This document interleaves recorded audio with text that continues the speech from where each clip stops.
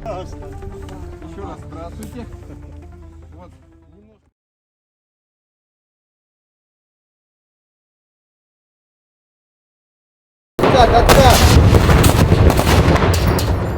Perang mengubah kota menjadi lorong ketakutan. Bangunan yang dulu berdiri megah kini tinggal rangka. Jalan yang dulu ramai kini hanya dipenuhi debu dan pecahan kaca. Di tengah kerusakan itu, satu hal tetap sama. Warga sipil mencoba bertahan. Mereka tidak memegang senjata, tidak mencari kemenangan. Mereka hanya ingin hidup. Krasnoarmeysk menjadi simbol dari situasi itu. Sebuah kota yang menjadi garis depan. Sebuah kota yang hidup di bawah ancaman setiap hari. Dan beberapa hari terakhir, sebuah momen besar terjadi. Evakuasi besar-besaran dipimpin oleh Rusia. Terlaksana dengan ritme cepat, dikawal dengan disiplin militer.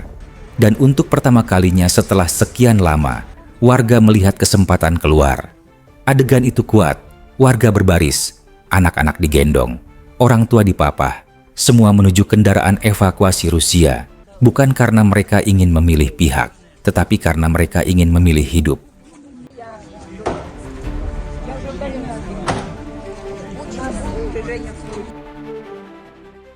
Sebelum Rusia masuk, Ukraina telah mencoba membuka evakuasi, namun banyak warga menolak. Ini menjadi pertanyaan besar bagi para analis. Mengapa mereka menolak? Mengapa mereka bertahan di tengah risiko? Jawabannya terletak pada memori konflik panjang, memori ketidakpastian yang mereka rasakan bertahun-tahun. Beberapa warga pernah mengalami situasi ketika evakuasi justru membuat mereka lebih terpapar bahaya. Sebagian lain merasa bahwa jalur yang ditawarkan Ukraina tidak memberi jaminan pasti. Trauma bekerja dalam diam, trauma membentuk pilihan, dan trauma membuat manusia lebih memilih sesuatu yang terasa stabil. Bukan karena itu benar, bukan karena itu mutlak aman, tetapi karena itu yang mereka pahami sebagai pilihan paling mungkin. Ketika sebuah wilayah diperebutkan berkali-kali, warga kehilangan rasa percaya. Mereka tidak lagi melihat warna bendera. Mereka hanya melihat siapa yang paling mungkin membawa mereka keluar dari garis tembak. Siapa yang paling dekat, siapa yang paling terorganisir. Dan pada saat itu, warga melihat itu pada pihak Rusia.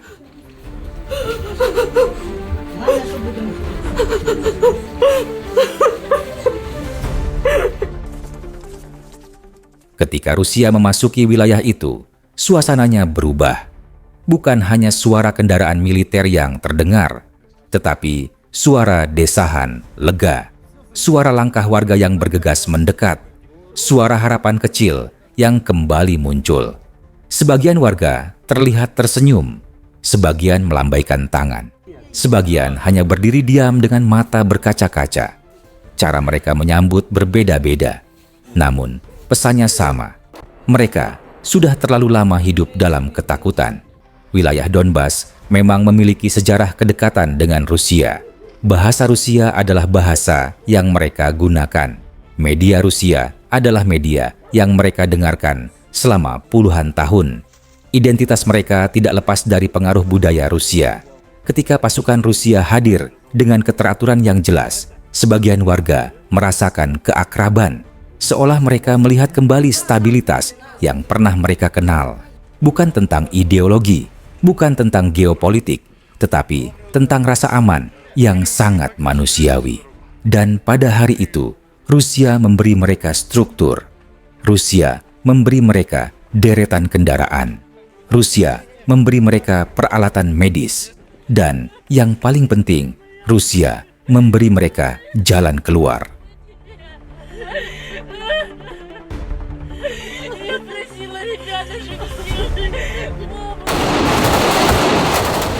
Rusia memanfaatkan momen ini.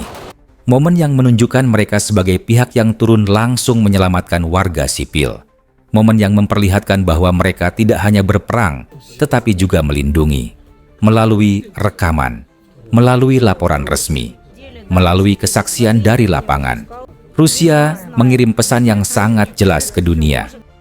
Misi kami bukan hanya militer, misi kami juga kemanusiaan. Pesan itu diarahkan bukan hanya untuk publik global, tetapi juga untuk warganya sendiri, untuk wilayah yang mereka kuasai, untuk memperkuat legitimasi, untuk memperkuat citra bahwa mereka mampu membawa ketertiban di wilayah yang kacau. Bagi Rusia, evakuasi ini adalah bukti bahwa mereka hadir bukan sebagai penjajah, tetapi sebagai pelindung. Setidaknya, itulah gambaran yang mereka tampilkan. Dan narasi ini menjadi elemen penting dalam komunikasi strategis mereka.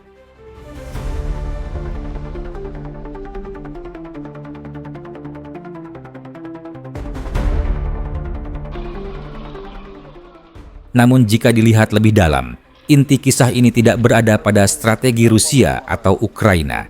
Intinya berada pada warga sipil, pada manusia biasa yang setiap hari berhadapan dengan keputusan hidup mati, pada keluarga yang harus memutuskan apakah mereka tetap tinggal atau melarikan diri, pada anak-anak yang tidak pernah meminta untuk hidup di tengah perang.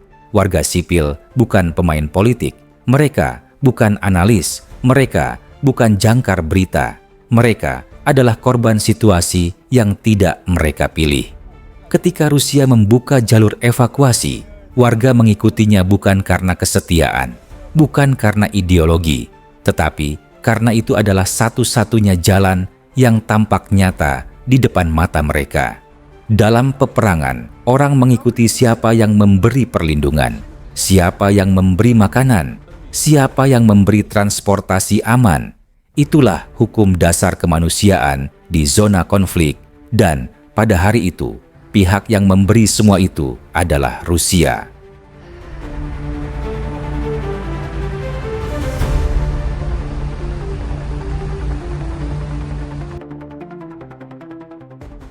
Krasnoarmeysk menjadi kisah yang lebih besar dari sekadar perebutan wilayah.